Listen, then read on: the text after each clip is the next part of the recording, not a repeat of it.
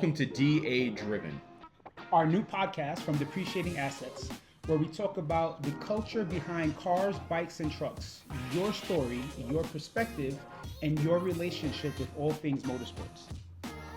We always say the cars brought us together, the people keep us together. This is our opportunity to share those stories with you and for you to share your stories with us. Follow, like, subscribe, do all the things. Appreciate you. Thank you for joining us on this episode of DA Driven. Gabriel Ruiz, Depreciating Assets. Gil, or Wilbert Gilbert, Depreciating Assets. And we have with us Jamal Romansai. Yes. Sweet. Jamal, we met Jamal through the group. Jamal has come out to many of the different events. We're looking forward to getting to know him. If you could introduce yourself first real quickly. Yes, so my name is Jamal Romansai, born and raised here in Omaha. Big car guy, enjoy a lot of the car events. Got a chance to meet Gil and also Gabe at the car shows and also the roll races, a lot of other great events. And yeah, been sticking through here and kind of myself, I don't know as far as like topics, but I'm in real. Oh, we got you. We Yeah, have a whole question. lineup. I don't know. So Okay, now we have perfect. to understand who Jamal is, Yes. and we're going to go through the script. Right? Yeah, so Awesome. we'll dive in. A moment that made you feel truly alive. Probably going to the half-mile event, doing that with some of the friends, going out there. We were doing upward speeds of probably 170 to 180, and I was like, wow, like the thrill of that, just taking off, being on a runway, realizing how that drive goes. It's definitely scary, but then fun at the same Something time. out of a TV show. Like, Yeah. you know, yeah, It's quick. it is cool. Over 170. I mean, that's probably closest. The fastest I've ever gone was right around there, and that range, things are a little bit different. Exactly. Yeah, things move by a little bit quicker. Yeah, the tunnel vision is real. Yeah. So what's something outside of cars? What's something that you're Yeah. into? So outside of cars, usually during the summertime, it's like going out to the lake, doing lake days, golfing, and I would say probably just hanging out with friends and just kind of being outdoors. That's like a lot of the fun things. Traveling as well. Yeah, I would say that's another big part of life. So motorsports is cars and boats. Yeah. Yes. Okay. Yep. All right. Cool. All right. So you touched on where you're from already when you introduced yourself. What do you think is something that's shaped you? I would say something that shaped me is probably the people being surrounded around, whether if it's family and then also just friends. I feel like it's definitely really molded me from like what I've learned, and then also just kind of who I can bring into the circle and everything. It's made me really just friendly and just overall just very welcoming. Sure. Yeah, the Midwest does have like there's Something special about it. There really is. There really is. All right, so jumping back into the car stuff, what's if you could share with us your first meaningful car story? Yeah. So first Car, bike, jet ski, like Yeah, whatever it motorsport, is. yeah, like, maybe it was a bike. So I would say probably like first car scene would probably be the Sonic meets here in Omaha. They used to have it back in the day. One of the local guys, Kyle, he would put them together, and then we would all get together there. At that time, I think I was in high school. It was the first one I went to, and saw all these different cars. Like back in the day, I always say the JDM cars and the muscle cars were like the two big popular cars. It was the feud, right? Yep, yeah. the feud It was always. definitely a feud. Yeah, Yeah. 4-cylinder versus 8-cylinder. That was huge then. Exactly, and like that was like the kind of the thrill that it kind of brought to me. Like I first ride of the car I went to was like a sports car, was probably the Evo, and it was I think an Evo 9. Someone took me for a ride in it, and I was like, holy smokes! I was like, this. It was like quite the thrill. The noises, the drive, and just everything in it. It's like I really want to get one of these cars one day. Especially like that all-wheel drive launch. Yeah. It's just, and back then that just hit turbo different. sounds and just everything. It's like, wow, there's a lot going on in here, and so that really I feel like sparked the interest for getting into cars. I was like, wow. I was like, eventually one day, let's get a sports car, and so. So speaking of, what was your first car? So my first ever car was a Honda Civic. It was an '05 Honda Civic, and then from there, the car ended up getting totaled about a year later. Had a Dodge Ram pickup truck, and from there, then was the first sports car, which was an Evo. So nice. Yeah, An Evo, yeah. that was kind of how. Car. Yep, Okay. the first car was an Evo. It was an Evo 10. I met a lot of the different car guys in town, the Subi guys, Evo guys, and just kind of things of that group. And so it was really awesome to kind of connect with them. All All right. Well, Yeah. so it sounds like you went right into the Evo. One of the questions that we like to ask folks is, when did it become more than a hobby? Did the Evo introduce you to that, or was it something else? So I would say like probably the car meets first, and then getting the Evo. A lot of the events I started to attend, whether if it was kind of like the night meets and just kind of things, the little Sonic meetups and the little races they used to have on Abbott Drive. So we'd go out to those. In Mexico. Yep, in Mexico. Yep, and so like they would have that, and just going out to those events, that kind of really just brought me deeper and deeper into that community, Sure. wanting to modify it and do all that. Curious, right? Because Evos are like their own nomenclature, right? Like it's just like. But in addition to that, I don't know if you picked up, he went from 4-cylinder to, and I'm assuming the truck was an 8-cylinder, Yes. but then back to 4-cylinder. So Yeah. it's interesting just seeing, and obviously we know what he has now, and we'll get to that, right? But just seeing how and this is really like teaching us more about you and your journey, and it's interesting how that like kind of comes around. Yeah. So the Evo, like, what was that like for you? Like, if you could explain the Evo owning experience, and granted, this was a while ago, so it was even Correct. They were still they're just as rare now as they were back then. It's the same thing. Yeah. So the thrill, I'd say, with the Evo, just getting into it, ended up being a gift as a graduation gift from my grandparents. They were like, hey, like we want to get you something. They're like, get you out of your truck, like you don't want to drive a truck to school. And so getting to Evo, the first time I got into it, funny story, I didn't know how to drive manual. Oh boy. So leaving the dealership, and immediately didn't even get a chance to get out of the parking stall, stalled it out. And my parents looked at me like, do you know how to drive manual? And I was like, yeah, no. I watched, the night before I was watching a bunch of YouTube videos, and like, okay, like I should really get this. So I was like, it's not going to be too hard. And it took probably about 4 times of stalling the car to get going. Once I started getting going and I started to hear the car, and I was like, wow, like this is just that sounds and everything that it made. Even for a stock car, I was like, wow, like this is just insane. And they were ahead of their times. Like I remember I drove one back in the day. I was driving I owned a Volvo S60R. I went over when Mitsubishi was over by Westroads, and they wouldn't let me drive whatever one it was. It was like the total pimped out line, and they're like, no, you can't drive it. So, well, I'm not going to buy the car unless I can drive it. No, you can't drive it. I'm like, listen, I'm not some young punk kid, and like not to sound like a whatever, but like look what I pulled up in. Like that's my car. Yes. I'm not going to go from that to this unless I drive it, and frankly it's faster because the Volvo S60R was 300 horse. Oh, yeah. Like that was no slouch. That Now was a nice car. it was also a sleeper, which is what I loved about it. Anyway, long story short, they were badass. They were cool cars.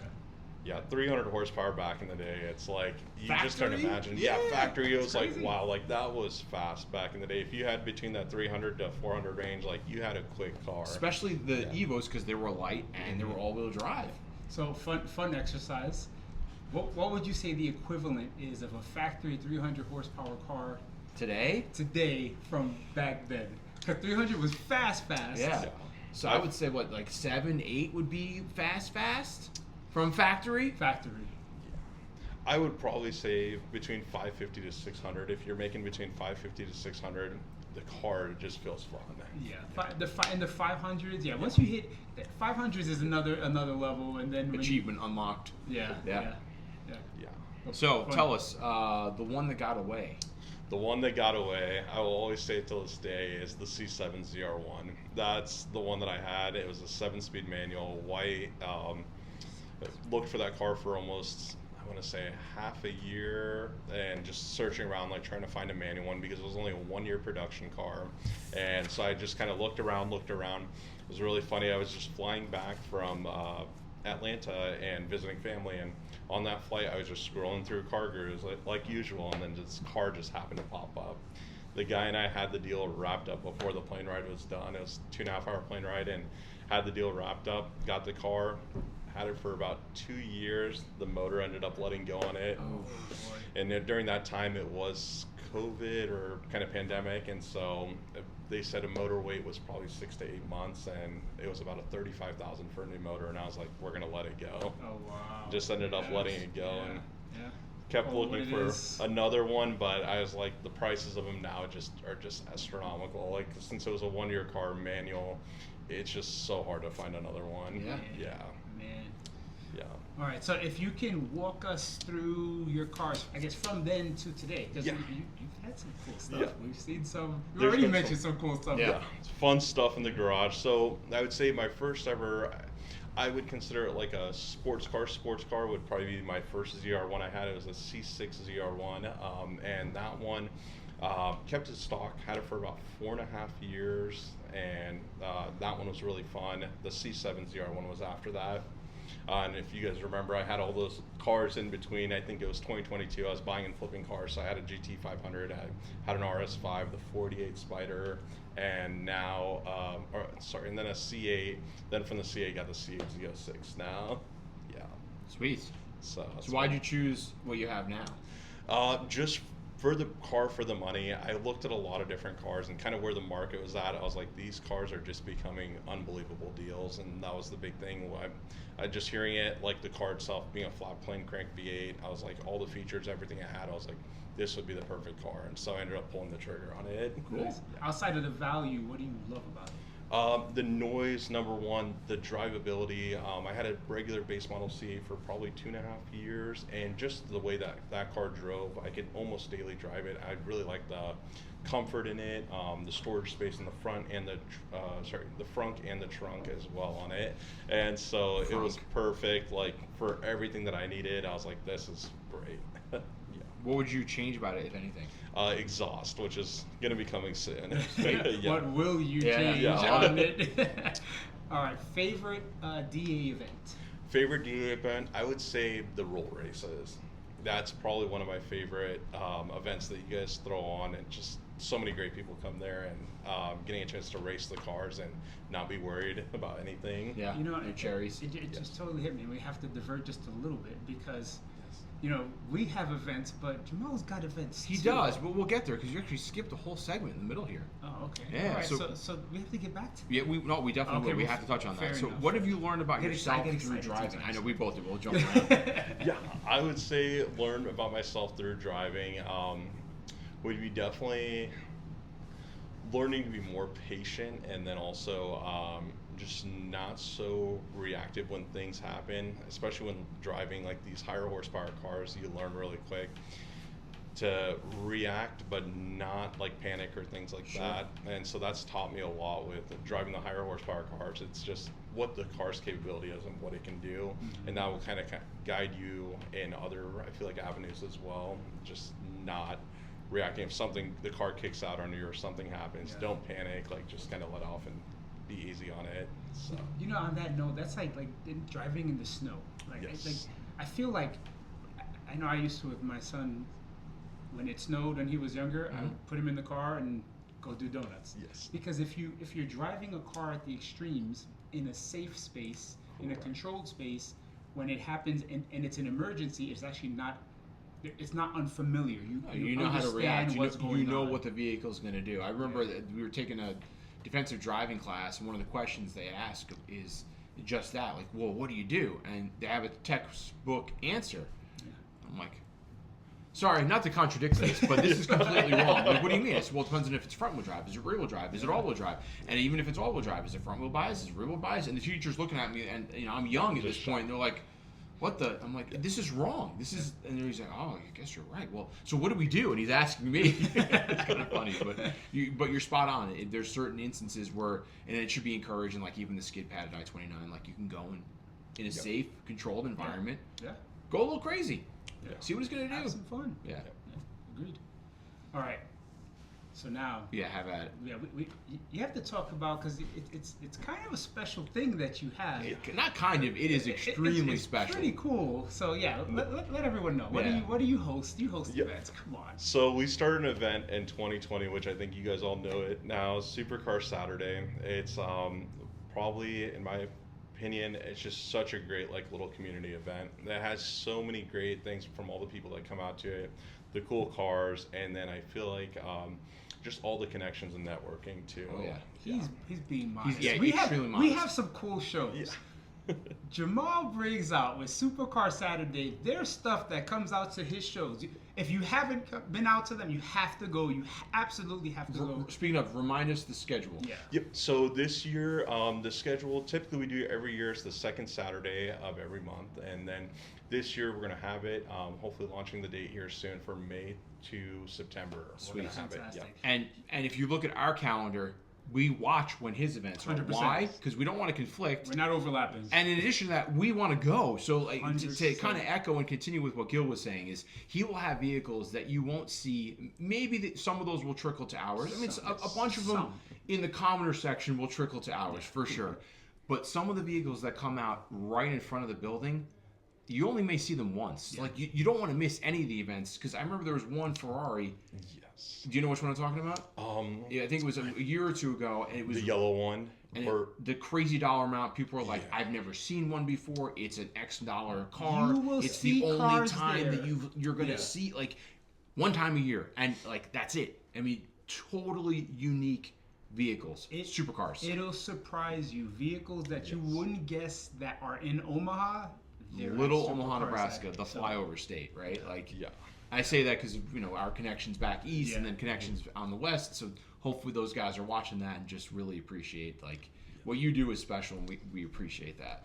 100%. Yeah, and it's a thank you to like everyone that's you guys and getting a chance to see you guys there and then be able to go to your guys' events as well. And that's why I like it. Our schedules are kind of separated, so we're able to go to each other's shows and then be able to show up and see different cool cars at each other's events. And again, we purposely do that, right? Like, cause one, we don't want to compete. Two, we don't want to miss it.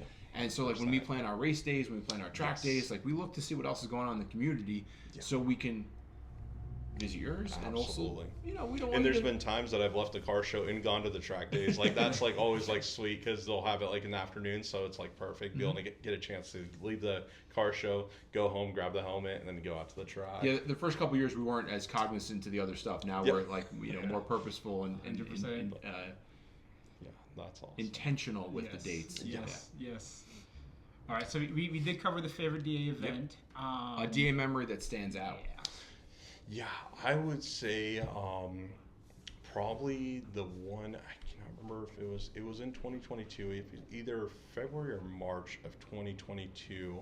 You guys had a car show at the Hooters over there on 124th and Giles, and just meeting so many great people at that show. I think that was one of the first couple shows that I came to, but specifically that show, there was a lot of people that I ended up meeting at that car show, and I was like, wow, like this is so awesome. Would have been March. I remember the show. Yeah, I think March. It was a good show. It was fun. That was a great show. Yeah, we started off our shows. A lot of them were at Hooters in the very beginning. Yeah. Waterfall, we did one or two there. Waterfall, Because Hooters was like, we can't take the demand. We had to move the show last minute mid-season. At one point, we had to move to Council Bluffs Hooters. We bounced around a bit. So that's awesome. All right, so what is it about the car culture or the car show culture, culture? What is it that draws you? So I would say like the number one thing that draws me that I really enjoy is just the people that are there. Number one, number two, like the cool cars, and then three is just the energy and kind of just the vibe that's there. That's like the big thing. When you go to a car show, it's like no matter what kind of mood you're in, you go there and you see everyone and you just kind of see all the cars. I feel like it just uplifts you and just kind of also gets you thinking too from like a perspective like certain cars you want, your dream cars, you see them there. It's something that it's such a cool event that it's going on in our communities that it's like you can just pop in at any time and then be able to see whoever it may be or whatever cars it may be. It is an endorphin release for sure. Yeah, for sure. Anything that can be better? I would say a message to probably just the younger community that I always kind of say is just being more respectful when coming out to the car shows, no matter what the car show is, or even events too. Just trying to not be reckless, trying to show off, because everyone will appreciate and enjoy your cars. If you're parked somewhere and you're revving, that's fine. But if you're at a light and you're trying to just get crazy or show off or do burnouts and things like that, that's one thing that I feel like is always going to potentially hurt the car community or hurt the car shows. And so that'd be one message. It reminds me of that 350 or 370. That video went viral, and I remember I commented, it was like, that was Supercar Saturday, Omaha, Nebraska, and people were like, no, it wasn't Nebraska. I'm like, yes, it was. Like, I have friends that were there. I missed that show, or I left before that happened, but it's like, no, that happened right here in Omaha. Exactly. Well, and I think the message there too is that, I think, you're saying be respectful. What happens is there's downstream implications, right? If there's an accident, we try to host events, and we work with venues to host these events. If it becomes a safety issue, then the venues, it's a risk for them. Not just that, they also have fun, but we want it's a risk, it's a liability, and they also don't want their name associated with that incident. So it does become toxic, and it can ruin the vibe and ruin the event. Yeah. But yeah, Yeah. love all of the Supercar Yeah. Saturdays. They're always fun. Always Thank fun. you. Yeah.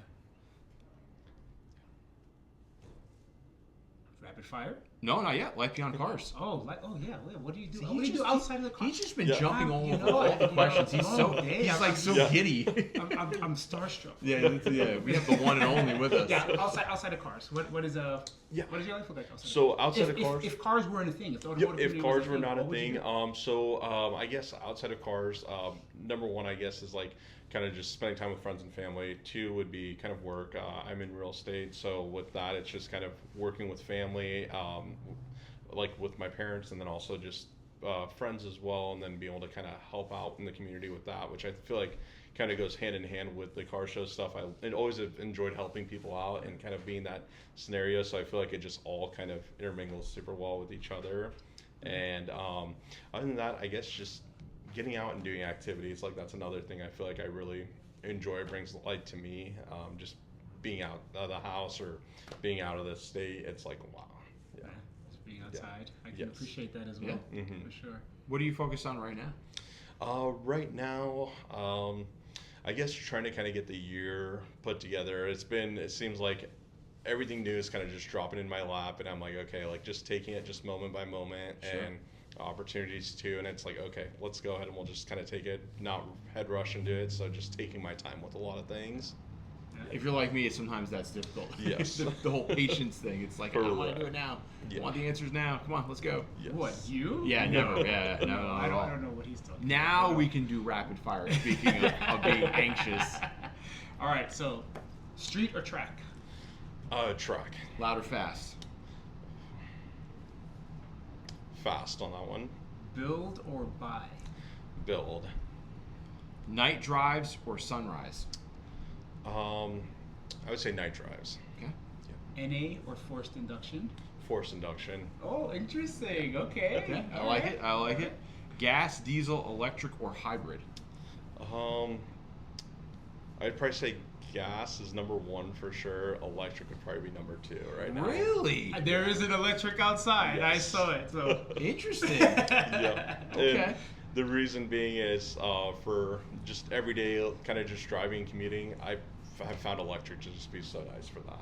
And especially driving as much as I do for work and just kind of commuting all around. I was like, this is perfect.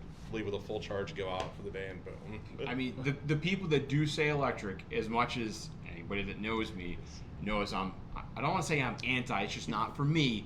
That is one common thing that everyone says. Is Anti. it's no, I I will wouldn't say go it as goes. far as anti, just it's not for me, you know? Like, anyway, windows up or down? The windows down.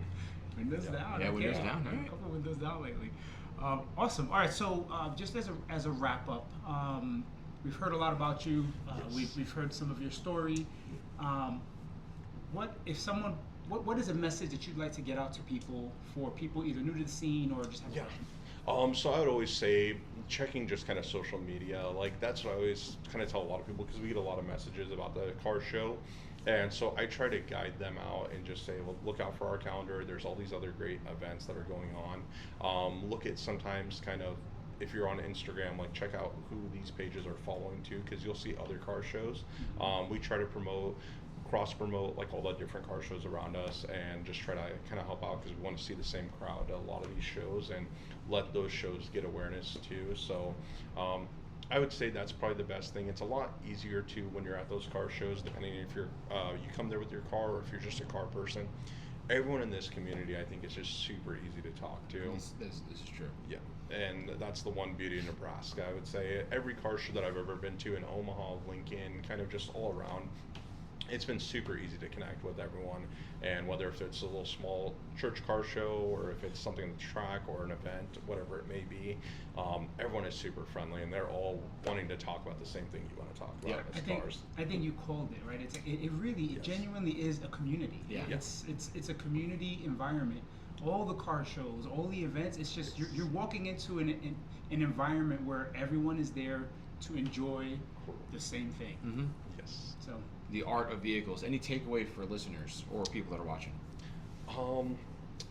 I would say Number one, probably just if you're a car nut and you have a fast car, avoid trying to kind of do things on the street. Keep it on the track, because how they've been kind of cracking down lately too. It's just, number one is safety, and number two is just keep yourself out of trouble with that. Yeah. Come out to all the car shows this year, the Depreciating Assets, our car show, the track events. If you haven't been out, definitely make it out. It's really enjoyable and really cool experience. Yeah. And where can people find you? If someone is like, oh, Supercar Saturday, I've heard good things about it. Like, how do we So learn about it? Instagram or Facebook. Yeah. So Cool. Supercar Saturday, it's a Supercar Saturday Omaha. Yep, right? Supercar Saturday Omaha. Yeah. And believe it or not, there are people that don't know it exists. Correct. I met someone, potential client, and we're talking about her bathroom remodel or whatever, and somehow or another cars come up. So of course I tell her about us. Yeah. And I was like, well, what kind of cars do you like? And she's like, oh, I was like, have you been to Supercar Saturday? She's like, what's that? I'm like, well, the name kind of gives it away, but let me break it down for you. So I had emailed her some links, and she's like, I didn't even realize that was a thing. So yeah, it's good. I mean, like you said, check it out. Tons of pictures, give you a small taste, but you got to see it in person, because the people are next level too. People are amazing. And by the way, you can't just go and start a Supercar Saturday. It's a thing. Yeah. Like, it's a licensed thing. So it's a pretty big deal. I don't know if you want to touch on that a little bit. Yeah, so I do have the LLC for Supercar Saturday. I ended up just creating it Supercar. So there's a bunch of different ones. There's one in Florida, I know that's really big. There's one, I think, in Tennessee, and then there's another one that I looked up. No one has actually trademarked the event yet, which I'm really shocked that no one has trademarked the name of it. Coffee and Cars is, right? Yep, Cars and Coffee. And Cars and Coffee. And we met him at your event a couple years ago. That's right. Yes. The man. Yeah. Yep. That owns Cars and Cars and Coffee. Yeah. Which is, that's one of the things that I thought was so crazy, that just like the car show would bring someone like that to our car show, that he was really well connected with like famous YouTubers, me and all these other guys. Audience, what was his name? So his name is Francisco, and he's from, let's say it's Sweden, but I think somewhere in Europe. And yeah, he started Cars and Coffee there. And when he explained to me what Cars and Coffee was in Europe, I was blown away. I was like, we do not have something like that. That would be like our equivalent to like a gumball or something. A driving thing. They do like multiple days vacation, and then there's like catering, food. They have hotels already reserved for their individuals, and all of this other stuff. Almost like a rally. Almost like a rally. Interesting. Yeah. And so the way maybe we should talk when this camera shuts off about a little DA Definitely Supercar Saturday collabo. That would be really cool. That'd be awesome. Well, yeah, thanks for sharing that. It's really cool. No, thank you guys. And thank you for your time today. Appreciate you. Appreciate everything you do within the community. You guys know the deal. Like, follow, subscribe. Yes. Thank you for watching the episode, and stay tuned for some more. Perfect.